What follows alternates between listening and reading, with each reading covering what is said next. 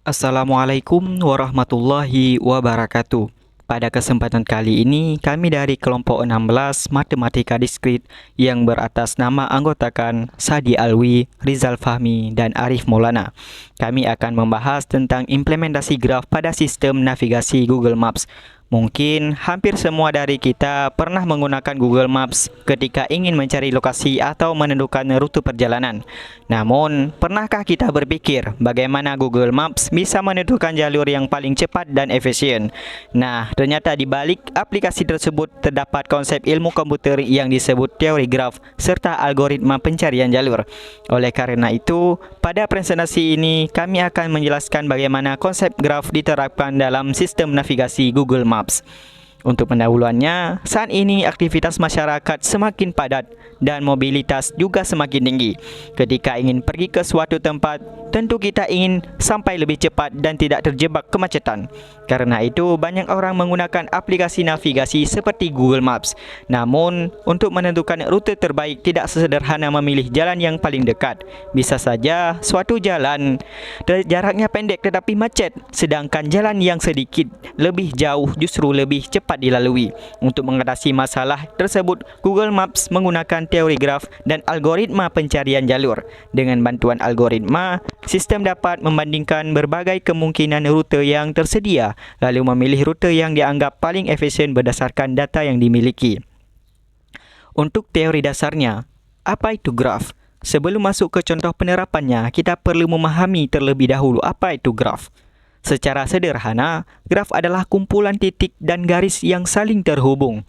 Dalam teori graf, titik disebut vertex atau simpul, sedangkan garis penghubung disebut edge atau sisi. Kalau dikaitkan dengan Google Maps, setiap persimpangan jalan atau lokasi dapat dianggap sebagai vertex. Kemudian, jalan yang menghubungkan lokasi-lokasi tersebut dianggap sebagai edge. Selain itu, terdapat juga wake atau bobot. Bobot ini bisa berupa jarak atau waktu tempuh. Jadi komputer tidak hanya mengetahui jalan mana yang terhubung tetapi juga mengetahui berapa lama waktu yang diperlukan untuk melewati jalan tersebut. Dari informasi inilah nantinya sistem dapat menghitung rute yang paling optimal. Pada sistem navigasi seperti Google Maps, salah satu algoritma yang digunakan untuk mencari jalur tercepat adalah algoritma Dijkstra.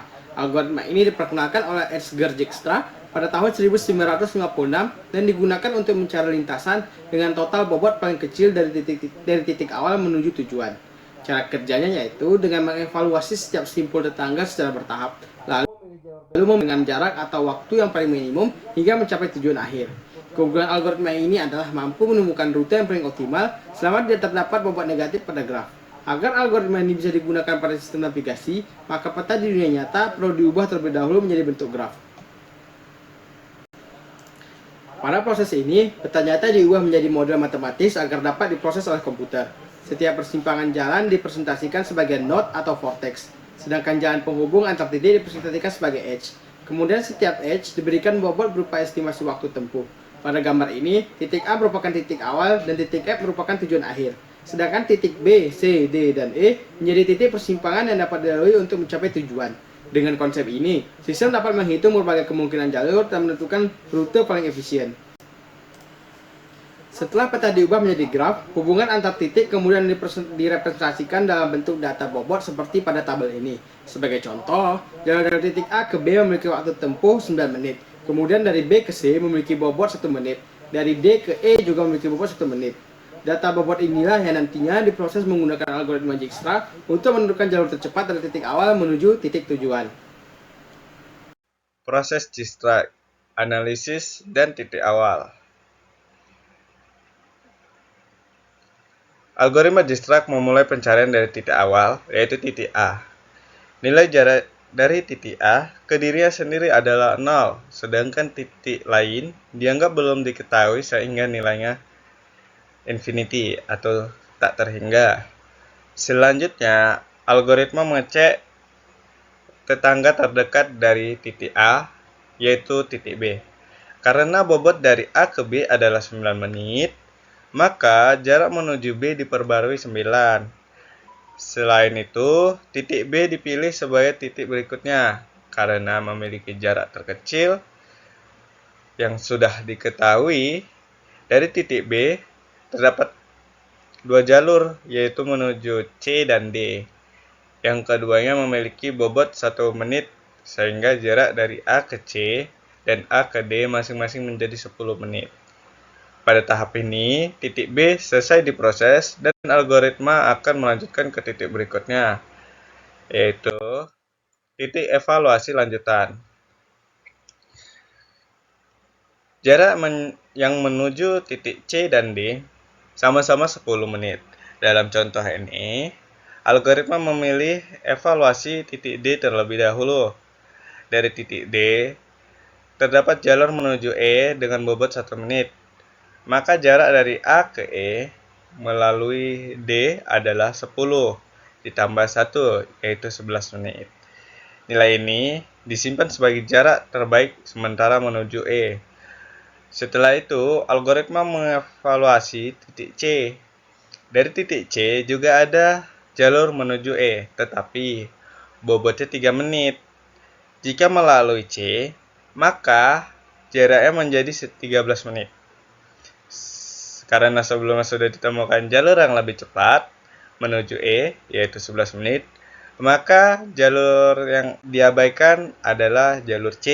Dengan cara ini, algoritma selalu mempertahankan rute dengan biaya dan waktu yang kecil. Nah, selanjutnya proses Dijkstra mencapai tujuan.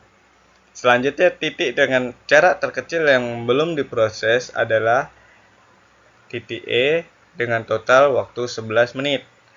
Dari titik E terdapat jalur menuju tujuan akhir, yaitu titik F dengan bobot 4 menit.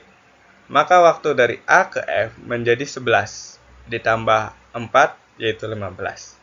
Nilai ini kemudian disimpan sebagai jarak menuju tujuan karena F merupakan tujuan akhir. Proses pencarian dapat dihentikan, tapi hasilnya, algoritma menemukan bahwa waktu tempuh tercepat dari titik A ke titik F adalah 15. Dari proses ini, terlihat bahwa algoritma Dijkstra mampu memilih jalur yang paling efisien berdasarkan total bobot atau waktu yang ditempuh. Setelah seluruh proses perhitungan menggunakan algoritma Dijkstra selesai dilakukan, diperoleh dua alternatif jalur yang dapat digunakan untuk mencapai tujuan. Jalur pertama adalah A menuju B, kemudian C dilanjutkan ke E dan berakhir di F dengan total waktu tempuh 17 menit. Sedangkan jalur kedua adalah A menuju B, kemudian D dilanjutkan ke E dan berakhir di F dengan total waktu tempuh 15 menit. Berdasarkan hasil tersebut, algoritma Dijkstra memilih jalur kedua karena memiliki total bobot yang lebih kecil. Selisih waktu antara kedua jalur adalah 2 menit. Meskipun terlihat kecil dalam contoh sederhana ini, pada kondisi nyata selisih waktu tersebut dapat menjadi sangat signifikan, terutama untuk perjalanan jarak jauh atau di daerah yang memiliki tingkat kemacetan tinggi. Hasil ini menunjukkan bahwa algoritma Dijkstra mampu menentukan jalur yang paling optimal berdasarkan data yang tersedia. Dari pembahasan yang telah dilakukan, dapat disimpulkan bahwa teori graf memiliki peran yang sangat penting dalam pengembangan sistem navigasi modern. Dengan mempresentasikan lokasi sebagai vertex dan jalan sebagai edge, sistem dapat mengubah permasalahan pencarian rute menjadi satu model matematis yang mudah diproses oleh komputer. Selain itu, algoritma Dijkstra terbukti mampu menemukan jalur dengan total bobot terkecil sehingga dapat digunakan untuk menentukan rute tercepat dari suatu lokasi menuju lokasi tujuan. Walaupun Google Maps saat ini menggunakan algoritma yang lebih kompleks serta memanfaatkan data lalu lintas secara real time, konsep dasar yang digunakan tetap berlandaskan teori graf dan pencarian jalur terpendek. Oleh karena itu, teori graf merupakan salah satu konsep penting dalam ilmu komputer yang memiliki banyak penerapan nyata dalam kehidupan sehari-hari.